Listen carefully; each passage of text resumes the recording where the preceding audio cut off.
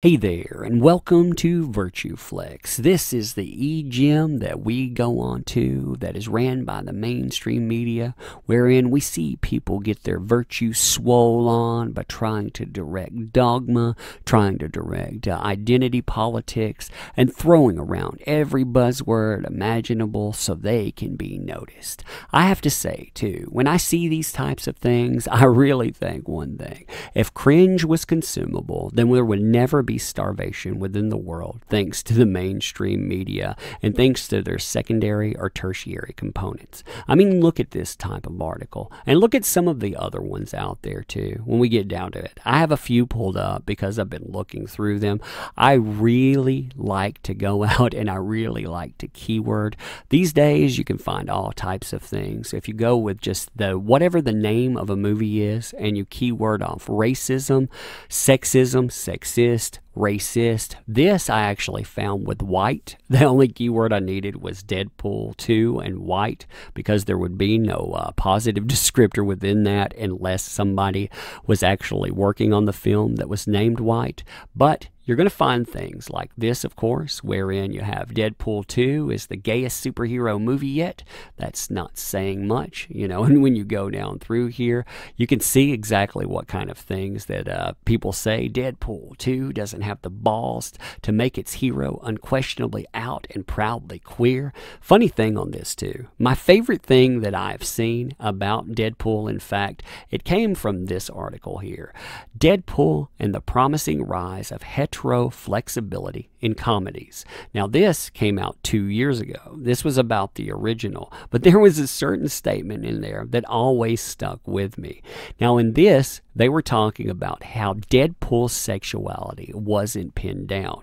In fact, they actually went out, and it marveled me to see this kind of stuff. Really, when you're looking for cringe, this is the kind of stuff you want to see. But they linked to a Tumblr article that talked about DeadPool as pansexual. When we're going out and we're getting our 31 flavors of gender and we're going out and getting our different types of sexualities, yep, the way to go, of course, is to link to Tumblr. But within that, they were talking about this. Now, I'm going to read this sentence here because I love this last statement.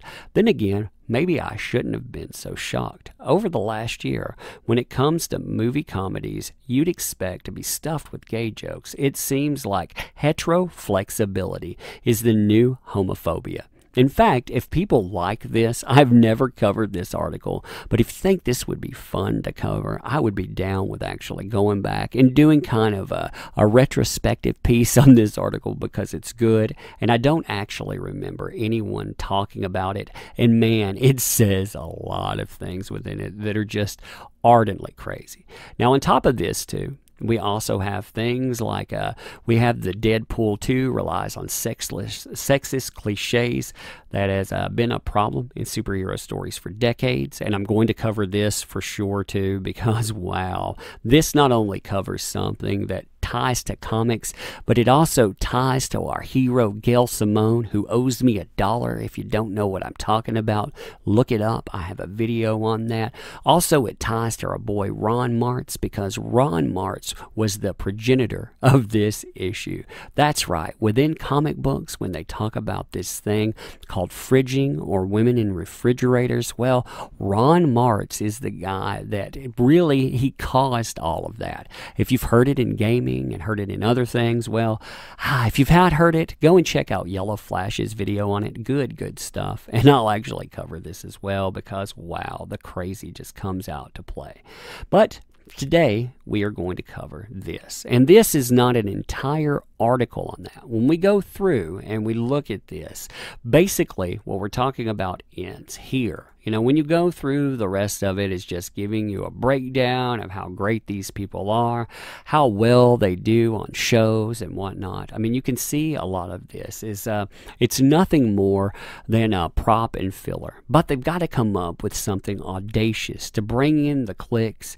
And what better than to tell you, well, the DeadPool 2 villain was influenced influenced by the Charlottesville riots. So let's get into this here. The world took a dark turn during the filming of Deadpool 2. While production was in full swing in Vancouver last August, white nationalists gathered 3,000 miles away in Charlottesville, Virginia, and instigated a riot that left 3 people dead and sparked a national conversation about bigotry.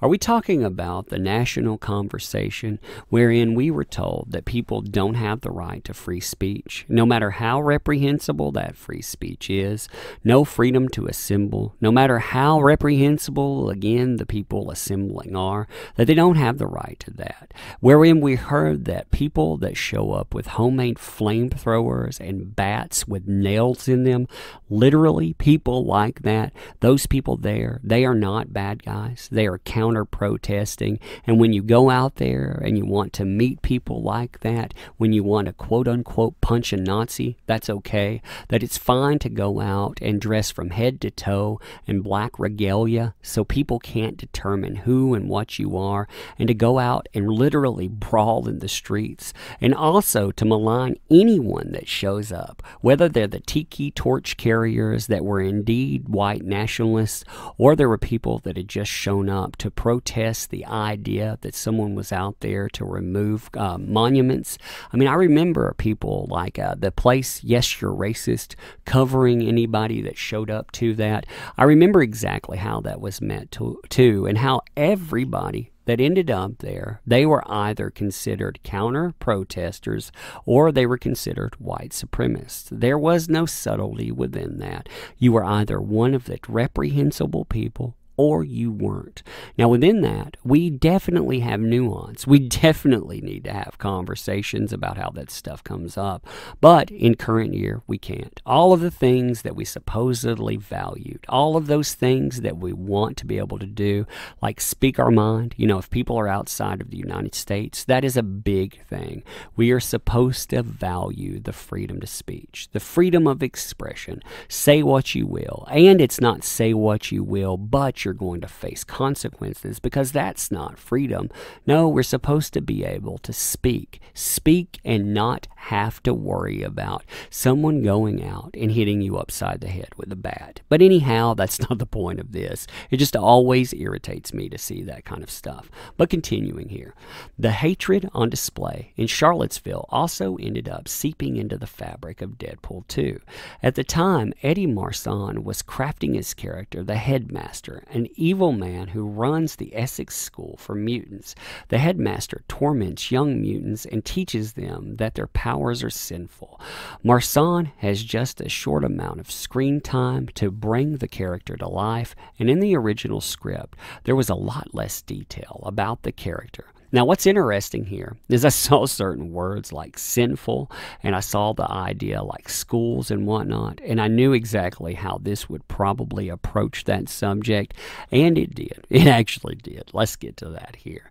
Continuing. We knew it was going to be a bad guy in this position doing these nefarious things, says director David, I'm going to call him Liked, who cracked the character with Marsan. But I got on the phone with Eddie. It's not a lot of dialogue. How can we make this feel creepy?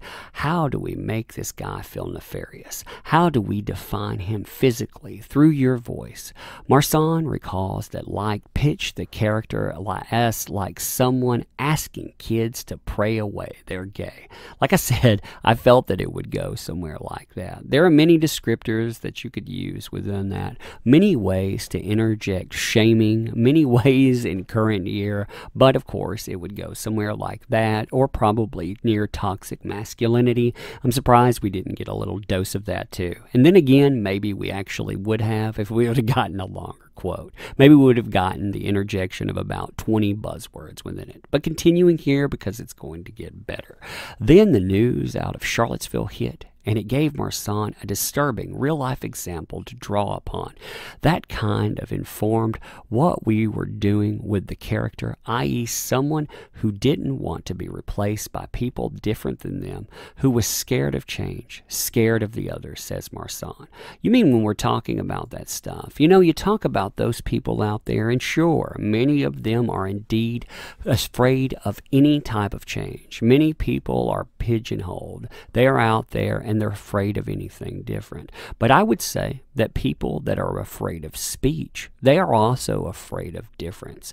They are afraid of somebody saying something. The most difficult things, the most difficult rights to protect are those rights that you disagree with. When you think that they should be removed, then that's when you actually need to go and protect them. So I would say that the people you're describing here, well, they may land just as close to home as, you're probably a little uncomfortable acknowledging there.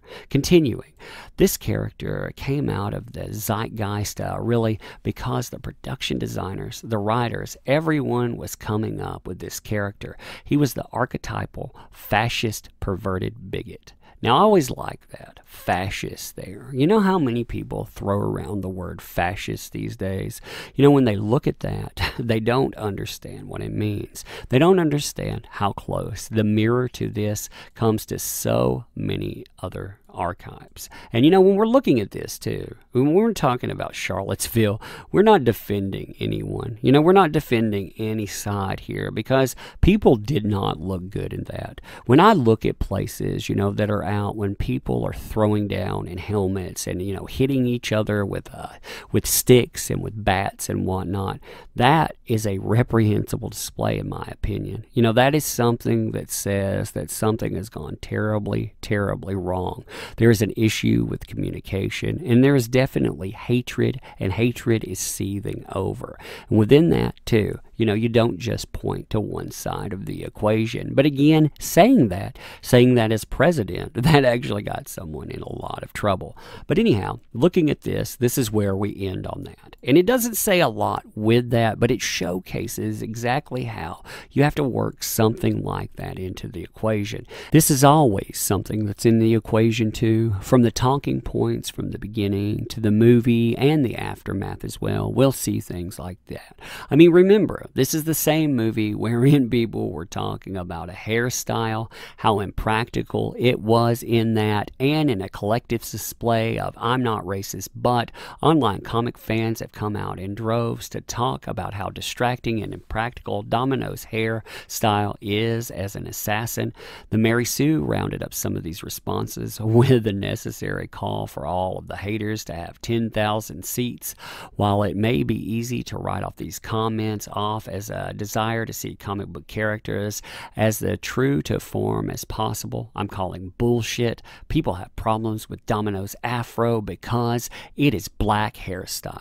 Like I say, this stuff has been around. If you want to see any specific article within this too, like I say, we can cover them in detail. But it showcases how all of these places, how they've got to come with a mindset like this, how actors and how directors, they have to interject things like this. I mean, go and check out my Watchmen, the new review, how it's coming, how they put in identity politics within that when they were talking about it. This stuff, it has to permeate every headline. And there's never enough. There will never be enough to satisfy people that are coming out and talking about this, because you always have to have more of this. There always is a problem, from racism here to sexism here to really talking about ponytails, within something like Avengers Infinity War, and how having long hair, that's even sexist. There's always a problem. But anyhow, like I said, I thought I would leave you with this. I thought it was kind of an interesting headline grabber, how they reached into semi-obscurity. They threw out something like that to even say, well, the bad guy here, well, we based him on something reprehensible that you can understand because you are a adoring audience. Of course, we're right there with you. Thumbs up, cha-chink, finger snaps, because we definitely don't want to trigger anyone's internet PTSD. All of that. We're right there with you. So anyhow, tell me what you think about this type of coverage. Do you enjoy it? I kind of enjoy it here. I sometimes wonder, in fact, if these people are actually being serious with some of this stuff, but then again, of course they are. Of course they are. So anyhow, like I say, tell me what you think. Thank you.